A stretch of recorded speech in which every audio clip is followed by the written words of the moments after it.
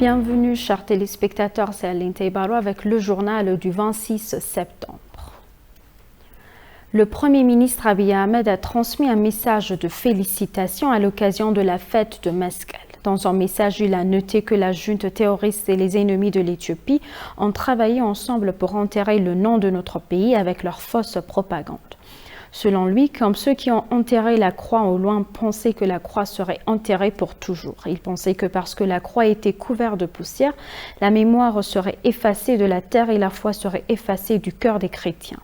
Mais le Premier ministre a révélé que leur idée a échoué comme la vérité n'est jamais détruite.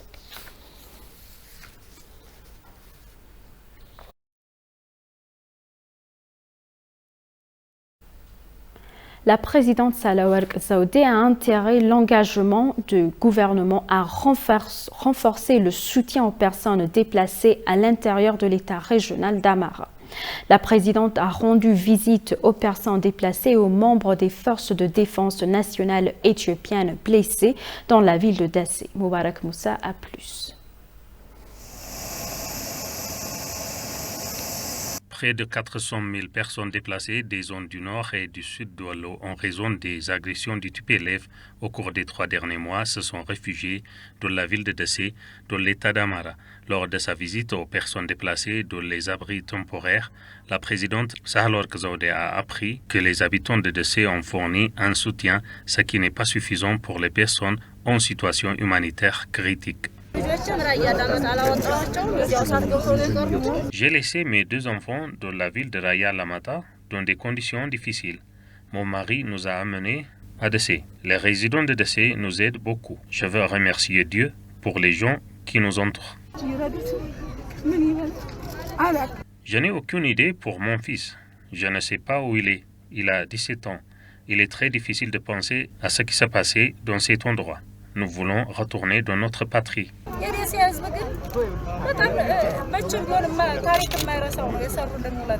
Les habitants de la ville de Dessé nous aident beaucoup. Nous ne l'oublions jamais pour toujours. Ils nous donnent des matériaux qu'ils ont et nous nourrissent. Ils méritent de respect et de crédit pour leurs bonnes actions. La présidente a révélé que les personnes déplacées ont vécu des conditions inimaginables et déchirantes, et ce sont les mauvaises conséquences de la guerre.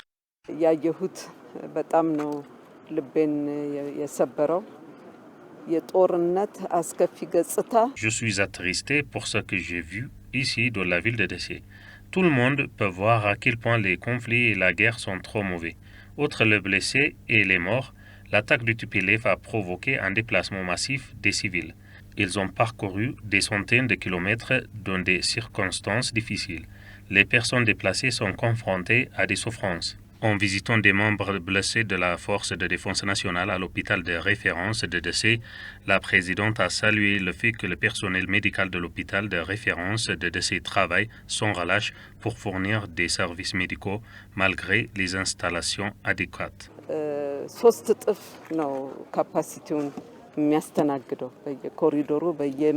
Cet hôpital fournit des services médicaux qui sont 3 fois supérieurs à sa capacité. J'ai vu des infirmières énergétiques dans cet hôpital.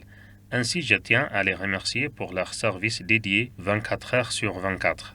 Nous sommes prêts à apporter notre soutien à tout le personnel médical et aux personnes déplacées dans un proche avenir. Nous sommes également prêts à travailler pour envoyer toutes les personnes déplacées dans leurs zones respectives. Le vice-premier ministre et ministre des Affaires étrangères Damak Makonnen s'est adressé à la 76e Assemblée générale des Nations unies à New York. Dans son discours, Damak a noté que les principes de politique étrangère n'interfèrent pas avec le bénéfice mutuel et la souveraineté. Il a déclaré que le pays avait changé il y a 3 ans pour instaurer de la démocratie, le développement humain, les droits de l'homme, la paix et la stabilité régionale pour ouvrir la porte au dialogue et à l'unité pour divers partis politiques et groupes d'intérêt. Damak Makonnen a noté que le gouvernement s'efforçait de remplir son obligation gouvernementale de fournir une aide humanitaire à la population, ajoutant que des crimes avaient fait l'objet d'une enquête et que des mesures avaient été prises. Damek a déclaré que les principes de la politique étrangère ont été violés par les médias de propagande payés par le groupe criminel. Il a souligné que les principes doivent être respectés.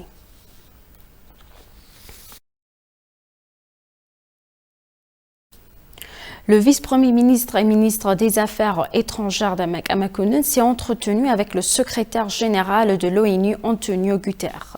Le secrétaire général et le vice-premier ministre ont discuté de la situation interne en Éthiopie, en particulier au Tigray.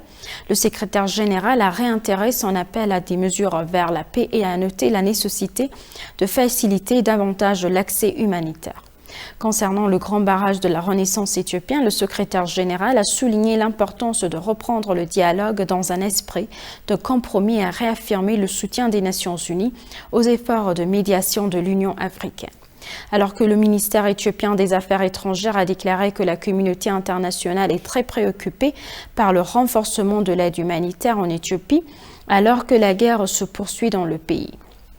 La délégation éthiopienne dirigée par le Damek Amakonnen à New York a eu des discussions fructueuses avec des délégations de Norvège, d'Irlande et du Danemark, entre autres.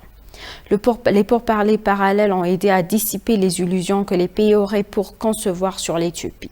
Ils ont par conséquent montré une volonté d'augmenter l'aide humanitaire en Éthiopie, a noté Dina.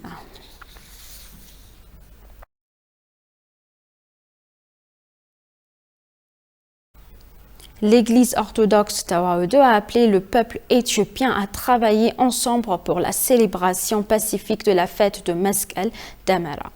Le festival Meskel Damara, qui est un symbole de paix, d'unité, d'amour et d'accord, sera célébré aujourd'hui dans toute l'Éthiopie.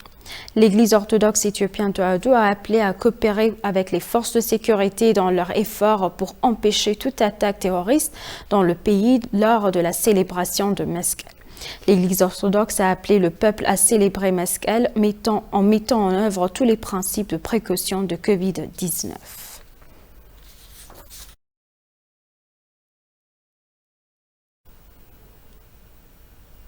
Le Conseil régional d'Oromie a formé un nouveau gouvernement et réélu Shimellis Abdissa comme président régional. Différents États régionaux ont également annoncé des jours spécifiques pour former leur nouveau gouvernement respectif avant la formation du gouvernement fédéral le 4 octobre. Moubarak Moussa a plus.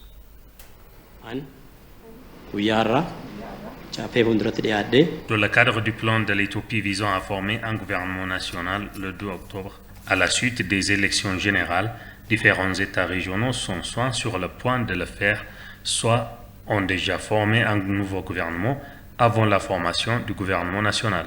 En conséquence, le Conseil régional d'Oromie a formé ce samedi un nouveau gouvernement et réélu Shimellis Abdissa en tant que président régional. S'exprimant à cette occasion, le président réélu de l'État régional d'Oromie, Shimellis Abdissa, a exprimé la nécessité de surmonter les défis liés à la sécurité orchestrés par les comploteurs. Le nouveau gouvernement devrait accomplir des tâches énormes. D'une part, nous devons mobiliser notre peuple pour lutter contre les groupes terroristes du TPLF et de l'OLF chaîné et assurer la stabilité de notre région ainsi que la souveraineté de notre pays. D'un autre côté, nous sommes mandatés pour réaliser une nation prospère qui ne peut piler le genou à aucune force étrangère. Nous apporterons de nouvelles améliorations à l'initiative agricole pour accroître son rôle dans l'économie du pays. Une attention particulière sera donc accordée à la mécanisation de l'agriculture pour ce faire. Bien entendu, nous donnerons également la priorité au système d'irrigation à différents niveaux. La paix et la stabilité de notre région sont également notre ordre du jour prioritaire. Le président a également déclaré que son nouveau gouvernement travaillerait en coopération et renforcerait les relations avec d'autres États régionaux. Les élus du Conseil, lors de la 6e élection générale, organisent les organes gouvernementaux qui administrent l'État régional pour les 5 années à venir. Chers téléspectateurs, nous vous rappelons les titres principaux. La présidente Sahle Work Zewde a déclaré que le gouvernement renforcerait l'aide humanitaire dans la région d'Amara.